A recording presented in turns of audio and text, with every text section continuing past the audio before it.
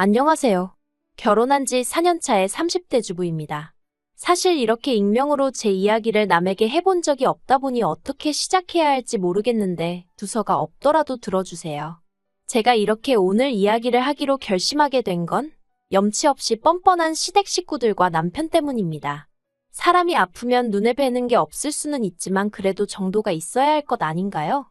특히 남편이란 작자는 어디서 기억상실에 걸리는 약이라도 먹었는지 자기가 저한테 했던 건 생각도 못하고 헛소리나 찍찍해대는데 정말 마음 같아선 그 입을 찢어버렸으면 좋겠더군요. 남편과는 지인의 소개로 만났는데 당시 저는 프리랜서 작가로 일하고 있었고 남편은 중견기업을 다니는 직장인이었어요. 사실 돌이켜보면 성격이 잘 맞는 건 아니었는데 다행이라고 해야 할지 둘 다 취미가 영화 보기로 통하는 부분이 있었거든요. 그래서 생각보다 금방 가까워졌고 이후로도 별다른 문제 없이 무탈하게 만남을 이어갔습니다. 어느 다른 연인들처럼 다투는 일도 물론 있기야 했지만 연애라는 게 어느 정도는 서로 맞춰주는 거라 생각해서 크게 문제라곤 생각지 않았고요. 아무튼 그렇게 2년 정도 만났을 때 시댁에서 먼저 저희의 교제 사실을 알게 되었고 결혼 생각이 있으면 아버님이 퇴직하기 전에 했으면 좋겠다고 하시대요. 소위 그간 뿌린 축의금 수거를 하셔야 한다고요. 그래서 솔직히 부끄러운 이야기지만 얼떨결에 식을 올렸습니다. 결혼 당시 저는 2억 대출 낀 5억짜리 아파트를 소유하고 있었고 남편은 현찰로 1억과 7년 된 외제차 한 대를 가지고 있었어요. 외에 따로 양가로부터 도움을 받진 않았는데 별다른 이유가 있어서 그랬던 것은 아니고 당시만 하더라도 제 소유의 아파트에서 남편이 가져오는 돈으로 혼수를 해넣으면 충분하겠다 싶었거든요. 그리고 월급은 저나 남편이나 한 달에 400 중반으로 비슷했습니다. 물론 저는 프리랜서다 보니 어느 정도 등락이 있긴 했지만 1년을 놓고 평균을 내보면 400 중반보다 많으면 많았지 적진 않았네요. 정말 일이 몰리는 달에는 7, 800씩도 벌어봤으니까요. 그런데 결혼한 지 얼마 되지 않아 친정어머니가 암이라는 사실을 알게 되었습니다. 외할머니도 위암으로 돌아가셨는데 친정어머니도 위암이라고 하니 눈앞이 노랗고 하늘이 무너지는 것 같더라고요. 그래서 그때부터 일주일에 3번씩 왕복 3시간 거리를 왔다 갔다 하며 친정어머니의 병간호를 시작했어요. 물론 혼자 한 것은 아니고 친정아버지도 계셨고 간병인도 고용했지만요. 그리고 이제 와서 말이지만 사실 친정어머니를 서울 제 집으로 모셔오려고 했는데 남편에게 살짝 운을 띄우니 그건 자기가 너무 불편하다고 난색을 표하더라고요. 그래서 그때 말은 안 했지만 남편에게 무척 서운했어요. 저는 그때만 하더라도 시부모님도 부모님이라고 생각하고 한 달에 용돈도 50만 원씩 드리고 특히 어머님은 평소에 딸 있는 친구분들을 무척 부러워하시길래 제가 딸처럼 어머님을 모시고 쇼핑도 가고 스파도 다니고 나름대로 잘해보려고 노력하던 때였으니까요. 하지만 남편이 저한테 그렇게 하라고 언제 시킨 것도 아니고 제가 좋아서 했던 일이니 그걸 따지고 들긴 좀 그렇더라고요. 그래서 그래, 앞으로 나도 남편이 우리 친정부모님께 하는 만큼만 시댁에 하자 그렇게 생각하게 되었습니다. 그런데 남편의 실망스러운 태도는 그뿐만이 아니었습니다. 남편은 친정어머니에게 들어가는 돈 가지고도 이러쿵저러쿵 말이 많았거든요. 사실 병간호를 위해 내려갈 때면 저는 반찬을 직접 해가기도 하고 그게 여의치 않으면 몸에 좋다 하는 음식을 사가기도 하고 또 꼭 제가 내려가지 않는 날이더라도 이것저것 챙겨 보내드리기도 했어요. 그런데 남편이 저더러 매번 교통비에 이것저것 돈이 얼마냐면서 적금은 하고 있는 거냐 어쩌냐 별걸 다 신경 쓰더군요. 참고로 저희는 애시당초벌이가 비슷하다 보니 서로 매달 200만 원씩 생활비조로 내놓는 거 외에는 일절 터치하지 않기로 하고 결혼을 했었고 친정에 들어가는 돈은 전부 제 주머니에서 나오는 제 돈이었습니다. 그런데 언젠가부터 남편이 이달엔 얼마 벌었냐, 요새는 계약이 얼마나 들어오냐며 제 돈에 관심을 보이기 시작하더니 아예 대놓고 간섭을 하려드니까 어처구니가 없었지요. 그래서 내가 당신에게 돈 1,000원 보태달라고 한 것도 아니니 관심 끄라 했습니다. 솔직히 저라고 처음부터 남편에게 말을 그렇게 냉랭하게 했던 것은 아니에요. 제가 그렇게 된 데에는 다 이유가 있었습니다. 처음 친정어머니가 암 판정을 받았을 때 제가 당시 남편에게 부탁한 게 한 가지 있었는데 그건 바로 한 달에 한두 번이라도 저와 같이 친정어머니를 만나러 가줬으면 한 것이었어요. 친정어머니는 사위사랑은 장모라는데 그렇게 해주질 못해 몹시 미안해하고 계셨고, 저희 시댁 볼 낯이 없다면서 한참 신혼을 즐겨야 하는 딸이 하루가 멀다 하고 친정에 내려오게 만들었다며 혹시나 제가 시댁에서 미움을 받진 않을지 걱정을 많이 하셨거든요. 그렇다 보니 저는 남편이 이따금씩 얼굴이라도 보여드리고 장모님 걱정 마시라고 건강만 생각하시라는 그런 따뜻한 말 한마디 정도만 해줬으면 싶대요. 하지만 남편의 반응은 냉정하기 짝이 없었습니다. 기껏 한다는 소리가 위암 이기면 생존율이 70%나 된다면서 장모님이나 저나 너무 유난스럽다고 했으니까요. 그리고 그 말 한마디에 솔직히 오만정이 다 떨어져서 내가 왜 결혼을 해가지고 이런 마음고생을 하나 그런 생각이 들대요. 솔직히 시아버지만 아니었으면 결혼을 천천히 하거나 안 했을 수도 있고 그러면 친정어머니를 더 가까이에서 챙겨드릴 수도 있었을 테니까요. 하지만 이미 돌이킬 수 없는 일을 곱씹고 괴로워할 만한 마음의 여유가 제게는 없었습니다. 말이 나와서 말이지만 친정어머니 병간호를 한다고 해서 제가 아내나 며느리로서 역할에 소홀했던 것도 아닙니다. 맞벌이임에도 불구하고 저는 프리랜서라 집에서 일하는 시간이 대부분이라는 이유로 남편은 집안일을 제가 하는 게 당연하다고 생각하는 눈치였는데 솔직히 말해서 친정어머니가 편찮으시기 전에는 이 일로 남편하고 부딪히고 싸울 힘이 있었거든요.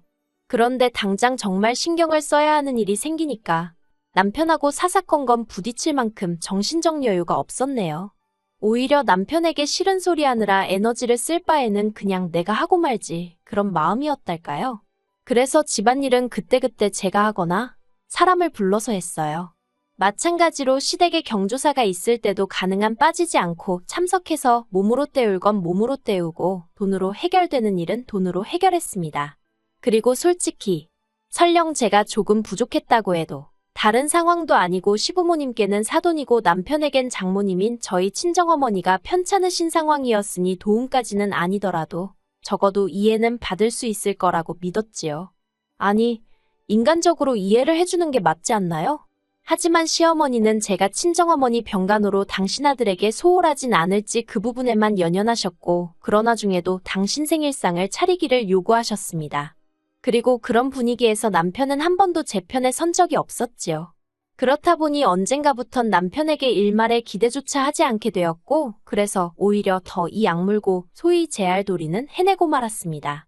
그리고 무엇보다 행여 금전적으로 남편에게 의지하게 되기라도 하면 큰일 나겠구나 싶어서 일도 줄이지 않았고요. 이후로 친정어머니는 위 절제수를 받으셨고 아직 5년이 되질 않아 완치 소식은 못 들었지만 매번 추적검사 때마다 예후가 좋아서 솔직히 친정아버지나 저나 마음을 많이 놓은 상황이긴 해요. 무엇보다 친정어머니가 당신 스스로 병원에서 시키는 대로 철저히 식단과 운동을 지켜주고 계시기 때문에 감사할 뿐이지요. 그런데 그런 와중에 운명의 장난이라고 해야 할지 이번엔 시아버지가 위암이라는 소식을 듣게 되었습니다. 솔직히 시아버지가 저에게 뭐 실수하신 것도 없고 그렇다고 평소에 저를 어렵게 하신 것도 아니었어요. 하지만 시아버지의 위암 소식을 듣고도 제가 그렇게 슬프지 않았던 건 시어머니나 남편 때문이었다고 생각합니다. 냉정하게 들리겠지만 니들은 어떻게 하는지 한번 보자 이런 생각도 들더라고요. 그런데 남편이 저한테 황당한 소리를 합니다. 시아버지도 잘 부탁한다고요. 제가 어이가 없어서 잘 부탁하긴 뭘 잘 부탁하느냐고 따졌습니다. 그랬더니 한다는 소리가 장모님 병간호해드릴 때는 지극정성으로 하지 않았냐면서 시아버지한테도 그렇게 해달라나요. 어이가 없어서 친정어머니야 내 어머니니까 그렇게 했지. 시아버지한테 내가 그렇게 어떻게 하느냐 했어요. 할 거면 당신 아버지니까 당신이 하라고요. 그랬더니 남편이 저더러 너 그렇게 안 봤는데 말을 어떻게 그렇게 하냐면서 시아버지가 남이냐입니다. 그래서 너는 장모가 남이라서 그렇게 강 건너 불구경하듯 가만히 있었냐고 저도 지지 않고 쏟아냈어요. 그랬더니 그땐 자기가 일을 하느라 바쁘기도 했고 어쩌고 옮겨졌기에도 구차스러울 만큼 구질구질한 변명을 쏟아내는 게 아니겠어요. 그래서 나는 지금 노냐고. 나도 지금 일하고 있고 계약건도 많아서 시아버지 들여다볼 틈 없다고 그러니 나한테는 일절 기대하지 말라 했습니다. 그리고 정말 저도 못된 건지 이런 다툼이 오가는 동안 화가 나면서도 한편으론 고소하단 생각이 들더라고요. 내가 그렇게 동분서주하며 일하고 살림하고 거기다 병간호까지 하는데도 시어머니한테 라면을 연속 이틀을 먹었네 3일을 먹었네 헛소리를 해대가지고 욕을 먹게 했었지. 스스로조차 잊었다고 생각한 기억의 조각들이 떠오르면서 그럴수록 남편이 미워지더라니까요. 그리고 더 어이가 없는 건 친정에서 저는 외동딸이지만 남편은 삼형제예요. 다만 큰아주버님은 진작에 이혼해서 혼자 살고 있고 작은아주버님은 미혼인데다 직장 문제로 제주도에서 지내고 있었거든요. 그렇다 보니 그나마 시댁에서 1시간 거리에 사는 저희가 제일 만만하다고 보인 건지 아주버님 두 분 다 저희가 해야 한다는 식이더라고요. 그런데 말이 저희지. 솔직히 저더러 하라는 거였지요. 심지어 시어머니마저 당신은 태어날 때부터 몸이 약하고 기력이 없는 사람이라 남의 병간호는 못한다면서 제가 해줬으면 좋겠다고 하셨습니다. 정말 무슨 언제부터 그러셨다고 제 두 손을 꼭 붙잡고는 내가 믿는 건 아가 너밖에 없다 하시는데 그동안 그렇게 잘해드렸어도 정작 친정어머니 아프시니까 당신 아들한테 소홀할까봐 벌벌 떠시던 분이 이제 와서 아가아가 하시는 게 얼마나 듣기가 싫던지요. 그래서 시어머니께 단호하게 저한테 아무런 기대도 하지 마시라 말씀드렸습니다. 시아버지가 편찮으신 건 유감이지만 일단 저도 처리해야 할 일도 너무 많고 정 시아버지 병간호할 사람이 여의치가 않으면 저희 남편을 데려가시라 했어요. 아마 모르긴 몰라도 이런 상황에 쓸 수 있는 휴가제도 같은 게 회사에 있을 거라고요.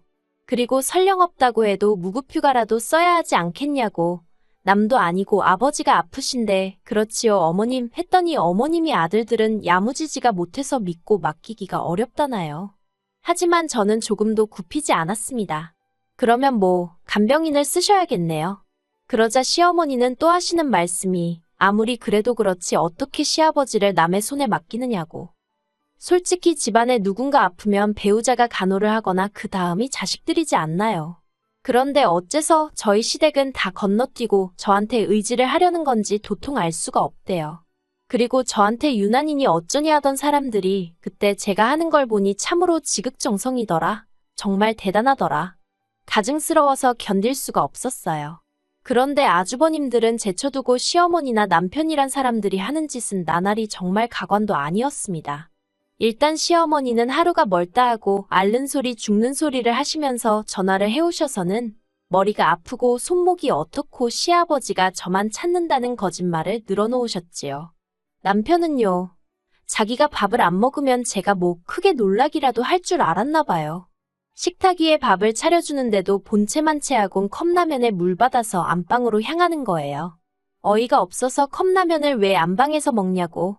먹을 거면 창고방에 가서 먹으라고 소리를 질렀습니다. 참고로 집이 아무래도 제 명이고 솔직히 남편은 말이 좋아 1억이지 그 1억을 다 혼수에 쓴 것도 아니다 보니 집에 관해서는 제 목소리가 더 컸어요. 그러니까 뭐 안 먹네 어쩌네 난리를 치길래 먹지 말라고 또 소리를 질러버렸지요. 그리고는 이튿날부턴 아예 저녁을 안 차려주기 시작했더니 며칠 지나니까 지가 냉장고에서 이것저것 꺼내 먹더라고요. 웃기지도 않아서. 하지만 저를 정말 기함하게 한 건 남편과 크게 다투고 얼마 지나지 않아 있었던 일이었습니다. 아주버님 두 분은 막말로 시아버지가 어떻게 되든 말든 관심도 없는 건지 가타부타 말도 없고 오로지 시어머니하고 남편만 안달복달 난리가 난 상황이었거든요. 그리고 알고 보니 남편 회사는 가족을 위해서 그렇게 쓸 수 있는 휴가도 없고 무급휴가도 안 된다대요. 그렇다 보니 이건 뭐 빼도 박도 못하고 시어머니가 병간호를 하셔야 하는 상황이 된 거예요. 그리고 남편은 이런 이야기를 저에게 전하면서 이제 정말 도와줘야 하지 않겠냐고 언제까지 화풀이를 할 거냐면서 저를 또 자극했습니다. 화풀이라. 솔직히 말해서 친정어머니의 예우가 좋았으니 다행이지 돌아가시기라도 했다면 저는 평생 남편을 용서하지 못했을 거예요. 이렇게 남편하고 살고 있지도 않았겠지요. 그런데 남편은 어쨌든 장모님은 이제 멀쩡하시지 않냐. 그리고 그때는 나도 뭐 사정이 있었다는 말 같지도 않은 소리를 하면서 저더러 서운했다면 자기가 미안하답니다. 그런데 세상 일이라는 게 미안하단 말 한마디로 해결이 되는 일이 있고 아닌 일이 있잖아요. 저에게 친정어머니에 관한 일은 후자였습니다. 남편이 아무리 저에게 미안하다고 해도 그 응어리가 풀어질 것 같지 않았어요. 그런데 지나가는 말처럼 몇 번, 그것도 솔직히 그 음흉한 속내를 제가 아는데 이제 그만 화풀이를 하라니 제가 화가 더 나면 더 났지 풀어질 리가 없었지요. 그랬더니 남편이 급기야는 저더러 그럼 간병인 쓰게 돈이라도 달래요. 어이가 없어서 당신 그동안 번 돈은 뭐 했는데 나한테 돈까지 내놓으라고 그러냐고 물었습니다. 그랬더니 저더러 자기 돈이 있고 없고를 떠나서 저더러 그럼 며느리 도리는 아예 안 하겠다는 거냐고 오히려 화를 내는 게 아니겠어요. 그리고 저도 더는 참을 수가 없어서 너는 그 잘난 사위 노릇했냐니까. 이미 지나간 일로 시비 좀 그만 걸라나요? 지금은 일단 아프신 시아버지한테 집중을 하자면서 시아버지만 괜찮아지시면 그때 다시 이야기하자고요. 말 같지도 않아서 제가 나랑 이렇게 힘겨루기 하는 사이에 차라리 내려가서 아들 노릇이나 하라고 했습니다. 그러다 시아버지 돌아가시고 후회하지 말라고요. 그런데 웃긴 건 그러면서도 남편은 곧 죽어도 안 내려가대요. 시어머니는 시어머니대로 시아버지가 위암 3기라며 돈은 돈대로 쓰고 낫지도 못하면 어떡하느냐고 간병인도 안 쓰시고 계시고요. 솔직히 시아버지만 놓고 보자면 참 안 됐다 싶어요. 무슨 가족이란 사람들이 저렇게 이기적인가 싶고. 그렇지만 뭐 가정교육이 그따위로 되어서 그런 거니 누굴 탓하겠어요? 그리고 저는 남편하고 이혼하기로 했습니다. 남편이 간병인비를 달라고 했댔잖아요. 그거 못 준다고 하니까 그럼 이혼하고 위자료 받아내겠답니다. 그래서 마음대로 해보라고 했어요. 결혼 생활 4년 동안 자기가 재산 형성에 기여를 하면 얼마나 했다고 웃기지도 않아서 소송 건다길래 마음대로 하라 했습니다. 이러다가 오히려 제가 위자료라도 몇 푼 받게 되면 땡큐니까요. 제가 오랜 세월을 산 건 아니지만 인간 같지 않은 인간들이 세상에 참으로 많은 것 같아요. 그런 사람을 걸러낼 수 있는 안목이 진작에 있었다면 이런 결혼 생활도 겪지 않았을 텐데. 그 점이 참으로 아쉬울 뿐입니다. 하지만 인생은 배움의 연속 아니겠어요? 이렇게 또 삶의 지혜라고 할지 교훈을 하나 배운다 생각해야겠지요. 참, 남편은 집에서 나갔고요. 혼수 가지고 와도 유세를 떨길래 다들고 꺼지라고 용달차 불러줬네요. 그거 어디 넣을 집이나 있는지는 모르겠지만 뭐 정 안 되면 아버님 병실에라도 우겨 넣던지 알아서 하겠지요, 뭐.